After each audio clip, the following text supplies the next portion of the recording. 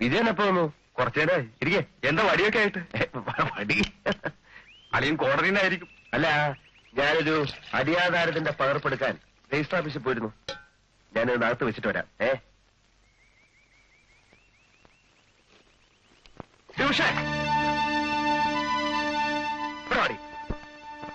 ഇവിടെ വരാൻ.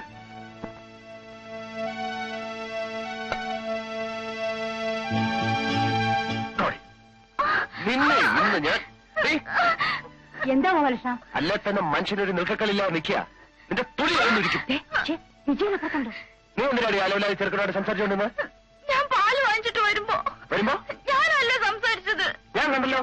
നേരാണോടി? നിന്റെ തൊള്ളി ഞാൻ വിളിച്ചോളി. ടൈപ്പിൽ ഞാൻ നോക്കും. ഈ വീട്ടിന് പുറത്തിറങ്ങാൻ സമ്മതിക്കില്ല. 2 കല്യാണം നടത്തിയ ഈ വീട് ഈ സ്ഥിതിയിലായത്. നീ ആരെ വേണമില്ല അങ്ങ് പ്രേമിച്ചോ, എനിക്കൊരു പരാതിയില്ല. പക്ഷെ കാമുവിന്റെ കൂടെ അങ്ങ് ഒളിച്ചോടി പോകണം. സദ്യം നടത്തി സ്വർണ്ണാഭരണങ്ങളും പണിയിച്ചു കൊടുത്ത് ഇനി ഒരു കല്യാണം ഇപ്പോഴെങ്കിൽ ഈ വീട്ടിൽ നടത്താൻ പറ്റത്തില്ല. മനസ്സിലായോ?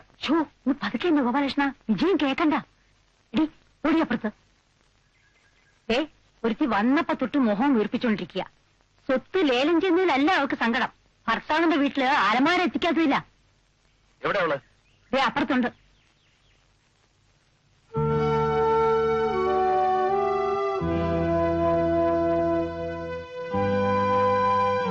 ഇത് ഭാര്യ ഭർത്തൃ ബന്ധത്തിൽ ഒരു അലമാരയ്ക്കുള്ള സ്ഥാനം എന്താണെന്ന് ഞാൻ മനസ്സിലാക്കി വരുന്നേ ഉള്ളൂ. നീ ഒട്ടും ബേജാറാകണ്ട. എന്ത് ബുദ്ധിമുട്ട് വന്നാലും അടുത്ത ആഴ്ച അലമാര ഞാൻ വീട്ടിലെത്തിച്ചേക്കാം. ഇരുമ്പലൊക്കെ വിഴിഞ്ഞവൻ ചുക്കാശാൻ കുടിച്ചിട്ട് കാര്യമില്ലെന്ന് അച്ഛൻ എപ്പോഴും പറയാറുണ്ട്. അച്ഛൻ അങ്ങനെ പലതും പറഞ്ഞു കാണും. നീ ഇപ്പൊ ഇത് പറഞ്ഞതിന്റെ ഉദ്ദേശം എന്താ? പറമ്പ് ലേലത്തില്, വീട് കേസില് സ്വയമാണ് അലമാര കൊണ്ട് തിരിച്ചു കിട്ടില്ലല്ലോ. ഇനി ടൗണിലെ വീട്ടിലേ ബാക്കിയുള്ളൂ. നിന്റെ ചേച്ചിക്ക് സ്ത്രീധനം കൊടുക്കാനാ പറമ്പിന്റെ പുറത്ത് കടം വാങ്ങിച്ചത്. ഈ വീട് പണയത്തിലാക്കിയത് നീയും. കാര്യമൊക്കെ ശരിയാ. കടം വാങ്ങിയപ്പോ എങ്ങനെ തിരിച്ചു കൊടുക്കുന്ന ഏട്ടൻ ഓർത്തില്ലേ? ഓർത്തു, ഒക്കെ ഓർത്തു. തേങ്ങാ കച്ചവടം തുടങ്ങിയതും പലചരക്ക് കട തുറന്നതൊക്കെ കടം വീട്ടാന്ന് കരുതി തന്നെയാ. പക്ഷെ പൊളിഞ്ഞുപോയി. ബിസിനസ്സിൽ അത് സാധാരണയാ. നീ ആ തെങ്ങ് കണ്ടോ? എനിക്ക് 8 വയസ്സുള്ളപ്പം അച്ഛൻ ബ്ലോക്ക് ഓഫീസിൽ നിന്ന് വാങ്ങിച്ചോണ്ട് വന്നതാ. ഇപ്പൊ 24 കൊല്ലമായി. അപ്പൊ എനിക്ക് എത്ര വയസ്സാണെന്ന് മനസ്സിലായോ? നിങ്ങളുടെയൊക്കെ കല്യാണവും കഴിഞ്ഞു, കുടുംബമായി. എനിക്കിതുവരെ ഒരു കല്യാണം കഴിക്കാൻ പറ്റിയോ? ഇതൊക്കെ ആർക്ക് വേണ്ടിയിട്ടാ? ആർക്ക് വേണ്ടിയിട്ടെന്നാ ചോദിച്ചത്? അതൊന്നും എനിക്കറിയില്ലെന്ന് ഞാൻ പറഞ്ഞില്ലല്ലോ. എങ്കിൽ അവിടെ മിണ്ടായിരുന്നോ? അപ്പൊ വീടും പറമ്പൊക്കെ? വീടും പറമ്പൊക്കെ അങ്ങ് ജപ്തി ചെയ്തുകൊണ്ട് പോകും. വിജയം പോവാൻ തിരക്കൂട്ടുന്നു. നീ വാ.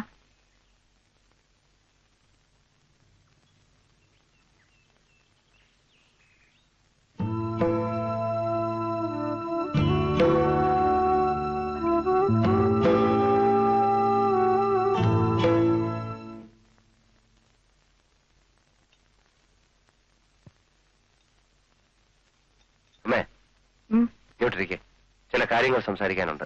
പറമ്പിന്റെ കാര്യമാണെങ്കിൽ എന്നോടൊന്നും പറയണ്ട. എന്തിനാ വെറുതെ മനസ്സ് വിഷമിപ്പിക്കുന്നത്? അമ്മ ഇരിക്കേ.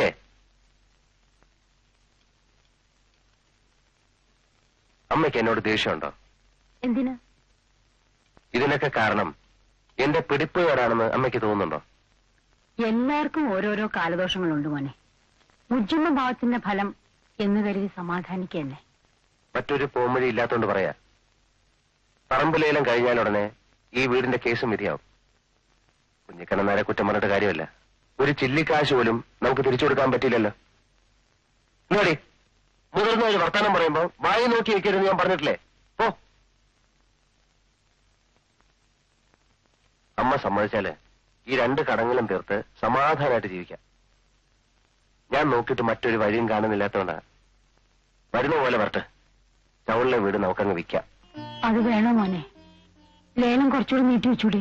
എന്നിട്ട് 1 മാസത്തെ കൂടെ നീട്ടി വെക്കാം. അത് കഴിഞ്ഞാലോ പിന്നെ ഈ വീടിന്മേലുള്ള കടം? 10-200 രൂപ വാടക കിട്ടുന്നതല്ലേ മോനെ? ഇതൊക്കെ എനിക്ക് അറിയാൻ മേലഞ്ഞിട്ടാണോ അമ്മേ? തൽക്കാലം നാട്ടിൽ നമ്മുടെ മാനം കാക്കണ്ടേ? അതോ വലുത് വാടകയോ വലുത്? കുഞ്ഞിക്കണ്ണനാരോട് ഞാൻ സൂചിപ്പിച്ചിട്ടുണ്ട്. ആ വീട് എഴുതി കൊടുത്താ സർവ്വ കടമൊഴിച്ച് 19,000 രൂപ കൈ കിട്ടും. ആ രൂപയ്ക്ക് ഞാൻ ടൗണിൽ നല്ലൊരു ബിസിനസ്സും കണ്ടുവച്ചിട്ടുണ്ട്. അപ്പോ നീ എല്ലാം ഉറപ്പിച്ചോ? അമ്മയുടെ സമ്മതം ഇല്ലാതെ ഞാൻ ഇതുവരെ വല്ലതും ചെയ്തിട്ടുണ്ടോ? എന്താ ചെയ്യാ? എങ്ങനെയെങ്കിലും ഈ വീടും പറമ്പും രക്ഷിക്കണം. അതാ പറഞ്ഞത്. ഞാൻ നാളെ തന്നെ കുഞ്ഞിക്കണ്ണനാരെ കാണാം. ഞാൻ നാട് വിട്ടെങ്ങും പോണില്ലാന്ന് ആ വക്കീലിനോട് പറ. അത്രയ്ക്ക് പട്നിയായി അയാള്. നാളെ തിരുവനന്തപുരത്തൊന്ന് പോണം. പെങ്ങളുടെ ഭർത്താവ് ദുബായിൽ നിന്ന് വരുന്നുണ്ട്. ഓഹോ. മറ്റന്നാ ഉറപ്പായിട്ടും ഞാൻ ആഫീസിലെത്തും. എന്താ പോരെ? അല്ല, ആളിനെ കണ്ടില്ലല്ലോ എന്ന് വിചാരിച്ച് അയച്ചതാ എന്നെ. എന്നെ കാണാണ്ട് അയാൾക്ക് എന്താ ഉറക്കം വരുന്നില്ലേ? കാശ് എന്നെ പ്രശ്നം. തൽക്കാലം താനിത് വെച്ചോ. കാര്യങ്ങളൊക്കെ ഭംഗിയായി കഴിഞ്ഞതിന് ശേഷം തന്നെ ഞാൻ ശരിക്കും ഒന്ന് കാണുന്നുണ്ട്. എന്താ പോരെ? നമ്മുടെ എതിർകക്ഷിയില്ല വരുന്നത്. ഒക്കെ പറഞ്ഞതുപോലെ സംഭവിക്കോ.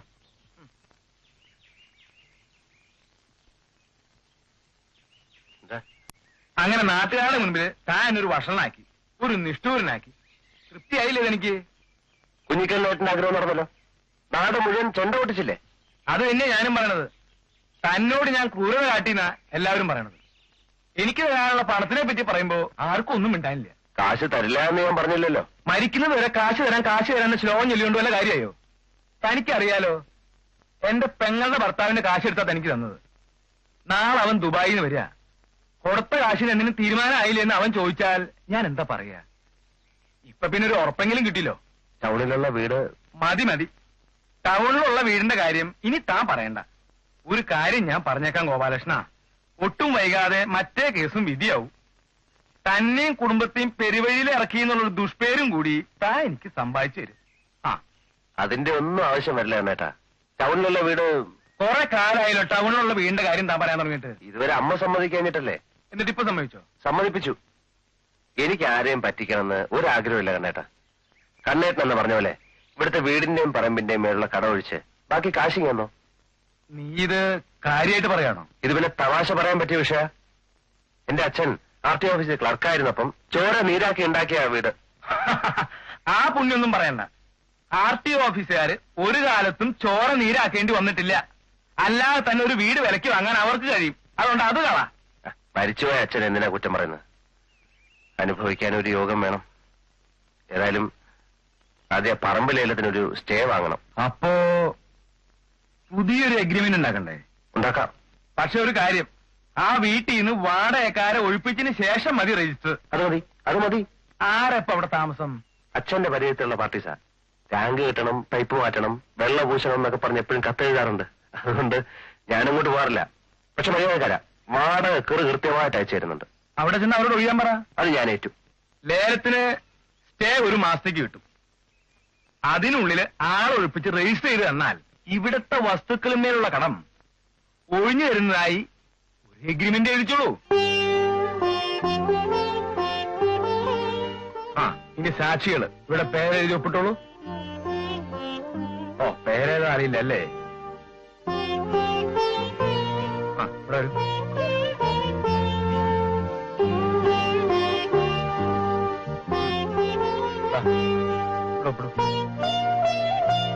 അപ്പോ ഗോപാലകൃഷ്ണ പണിക്കരെ, ഈ മാസം 31-ാം തീയതിക്കകം അവിടുത്തെ താമസക്കാരെ ഒഴിപ്പിച്ചിരിക്കണം.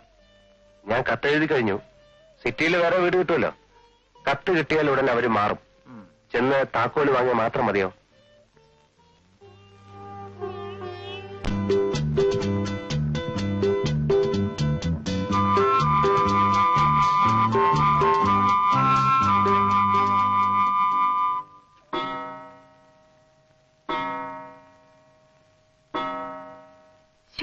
ഇന്ന് ലേറ്റ് തന്നെ. അമ്മേ, ഒന്നെങ്കിൽ വരുന്നുണ്ടോ? നേരം പോയി. ആ ഓട്ടക്കാരി ഇന്നെങ്കിൽ വരട്ടെ. നേരത്തിന് സ്കൂളിൽ എത്തണമെന്ന് ഒരു വിചാരമില്ല അവൾക്ക്. അമ്മേ, നീയേ ഉള്ളൊരു തുണ എന്റെ ഗുരുവായൂരപ്പ. അച്ഛനില്ലാത്ത കുട്ടികളാ. എന്റെ കണ്ണടഞ്ഞാ പിന്നെ അവർക്ക് വേറെ ആരുമില്ല. കുറച്ചുകൂടെ ഭേദപ്പെട്ട ഒരു ജോലി നീരയ്ക്ക് വാങ്ങി കൊടുക്കരുതോ എന്റെ കൃഷ്ണ. ദീപമോളെ പരീക്ഷയെ തോപ്പിക്കല്ലേ. മോനിക്കുട്ടന്റെ കാര്യത്തിൽ എനിക്ക് ആകെ ഒരു വിഷമം. ചെക്കന് തീറ്റി എന്നല്ലാതെ വേറെ ഒരു വിചാരവും ഇല്ല. അവനെ പഠിപ്പിച്ച് ഒരു വലിയ ഡോക്ടറാക്കണമെന്നാ എന്റെ ആഗ്രഹം.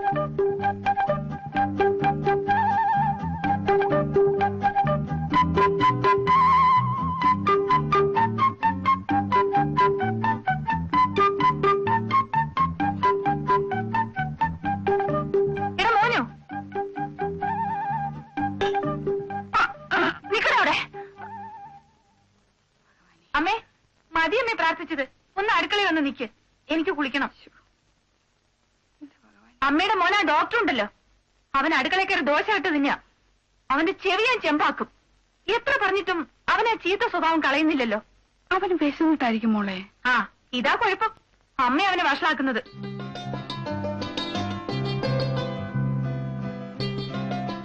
ഞങ്ങളിന്ന് നെഹ്റു പാർക്ക് വരെ ഓടി ചേച്ചി. ഒട്ടും ക്ഷീണം തോന്നിയില്ല. പഠിത്തം മതിയാക്കി ഓട്ടം മാത്രായോ? ഹോംവർക്കൊക്കെ രാത്രി തന്നെ ചെയ്തു ചേച്ചി. വായിക്കാനൊന്നുമില്ലേ? ദിവസേന 1 മണിക്കൂറെങ്കിലും ഓടണമെന്ന് ടീച്ചർ പറഞ്ഞു. ഉഷ ചേച്ചിക്ക് ഇത്രയും സ്റ്റാമിന കിട്ടിയത് അങ്ങനെയാണത്ര. ഏത് ഉഷ ചേച്ചി?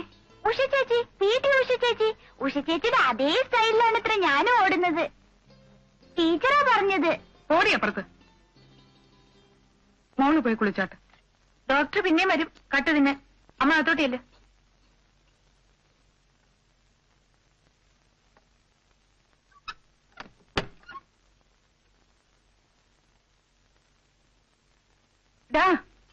ബുക്കും പുസ്തകമൊന്നും വേണ്ടടാ നിനക്ക്. ഓ, ഞാനതങ്ങ് മറന്നുപോയി.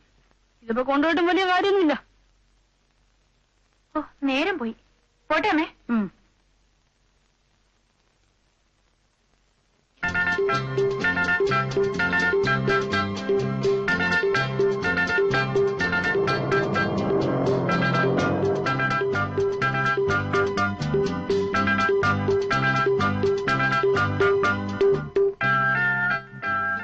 അരമണിക്കൂറായി ഒരു ബസ്സും വന്നില്ല. അരമണിക്കൂറോ? എന്നും റിപ്പയർ നടത്തുന്ന ഒരു പാലം ഉണ്ടല്ലോ നമുക്ക്. അത് കായലിൽ താന്നുപോയി കാണും. സമരമില്ലാത്ത ദിവസം. അതെ 365 ദിവസം സമരം. അതെ. അപ്പോഴേ ബസ് കാത്തു നിന്ന് വേര് കിളർപ്പിക്കണ്ട. അടുത്ത ബസ് ഇനി അടുത്ത ക്രിസ്മസിന് നോക്കിയാൽ മതി. അത്രയ്ക്ക് തീവ്രമായൊരു മിന്നൽ സമരം തുടങ്ങിയിരിക്കുക. എന്തിനാ സമരം? ദൈവത്തിനറിയാം. പുള്ളിക്കാരനോട് ചോദിക്കാനായിട്ട് ഞങ്ങൾ അമ്പലത്തിലോട്ട് പോവുക. താല്പര്യമുള്ളവർക്ക് വരാം. ആ, വാ, എന്നാ നമുക്ക് നടക്കാം.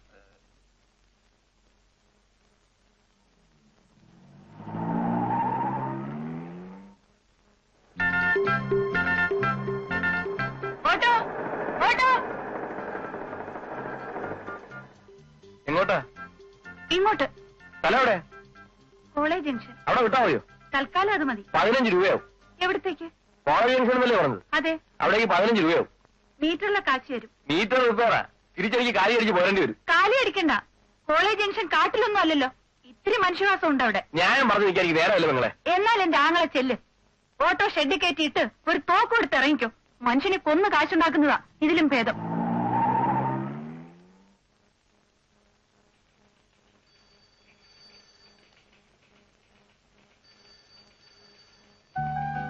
Good morning sir.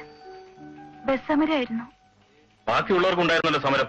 അത് വേണമെങ്കിൽ ഹാഫ് ഡേ ലീവ് മാർക്ക് ചെയ്തോളൂ സാർ. സാറിനോട് സത്യം പറയാലോ, ഓട്ടോക്കാരൻ ഒരുപാട് കാശ് ചോദിച്ചു. എന്തേലും ഉണ്ടായിരുന്നില്ല.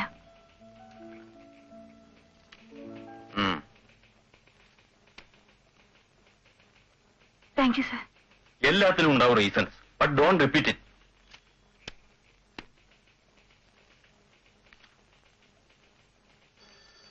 ചേച്ചി എങ്ങനെ എത്തിപ്പെട്ടു? ചത്താലും ഓട്ടോയിലും ടാക്സിയിലും ഒന്നും കയറില്ലെന്ന് എനിക്കറിയാം. അപ്പൊ ഞാൻ അത്രക്ക് പിശുക്കിയാണെന്ന് നീ ഉറപ്പിച്ചു അല്ലേ? ഉറപ്പിച്ചു. നേര് പറ ചേച്ചി, എങ്ങനെ സമയത്തിനെത്തി? ഒരു മോട്ടോർ ബൈക്കാരനോട് പല്ലൊളിച്ച് കാണിച്ചു. എന്റെ ഊഹം തെറ്റിയില്ല. അയാളത് വായി നോക്കിയായിരുന്നു. 2 സഡൻ ബ്രേക്ക് ഇട്ട് നിർത്തി. ഞാനും കയറിപ്പോന്നു. എന്നിട്ടെന്താ? ഒന്നുമില്ല. അല്ല, അയാൾ ശല്യപ്പെടുത്താനൊന്നും ശ്രമിച്ചില്ലേ? ഓ, കുഴപ്പമൊന്നുമില്ല. വൈകുന്നേരം കാണുമെന്ന് ചോദിച്ചു. കാണാന്ന് പറഞ്ഞു. അപ്പോ ചേച്ചി കാണോ? കലക്ടറേറ്റിലെ ജോലിയെന്ന് പറഞ്ഞ് ഞാൻ അവിടെ ഇറങ്ങി. പിന്നെ തിരിച്ചിങ്ങോട്ട് നടക്കുകയായിരുന്നു. വായ്നോട്ടക്കാരൻ 4 മണിയാകുമ്പോ അവിടെ എവിടെയെങ്കിലും കുറ്റിയടിച്ച് നിൽക്കും. നിക്കട്ടെ, നമുക്കെന്താ? ഈ വെണ്ടയ്ക്ക മുഴുവൻ മൂത്തതാ. ഒരു സാധനം നല്ലതില്ല. ഒക്കെ നല്ലതാണേ. അതെ അതെ. 100. കാർത്തിയാനിയമ്മക്ക് ഒരു ലെറ്റർ ഉണ്ട്. എനിക്കോ? അതെ. ദാമോദരന്റെ കത്തായിരിക്കും. ദാമോദരന്റെ കയ്യക്ഷരം ഇതല്ലല്ലോ.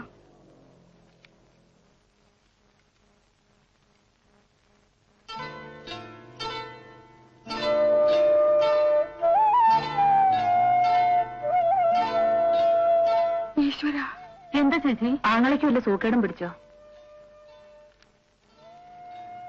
ഞാനും കുട്ടികളും ഇനി എങ്ങോട്ട് പോകും? ഉടമസ്ഥനും കുടുംബവും താമസത്തിന് വരുന്നു, വീട് ഒഴിഞ്ഞു കൊടുക്കണം.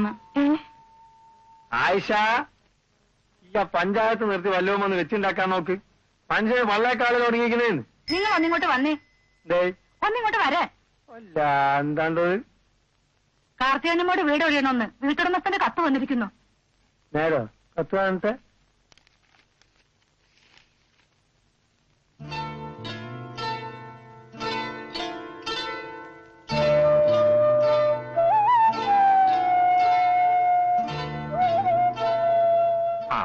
നീര വന്നോ? നീ മോളെന്നൊന്ന് പറഞ്ഞ് മനസ്സിലായിക്കോടി. ഞാൻ തോറ്റ്. എന്താ അമ്മേ? ഒന്നുമില്ലാന്ന്. രാവിലെ തത്തക്ക് ജെല്ലിക്കൊടുക്കുമ്പോൾ ജെല്ലിക്കൊടുത്ത് ഞാൻ പോയതാ. ഉച്ചയായപ്പോഴൊക്കെ മറന്ന്. കുട്ടികളെ മനസ്സാണ്. എന്താ കാര്യം?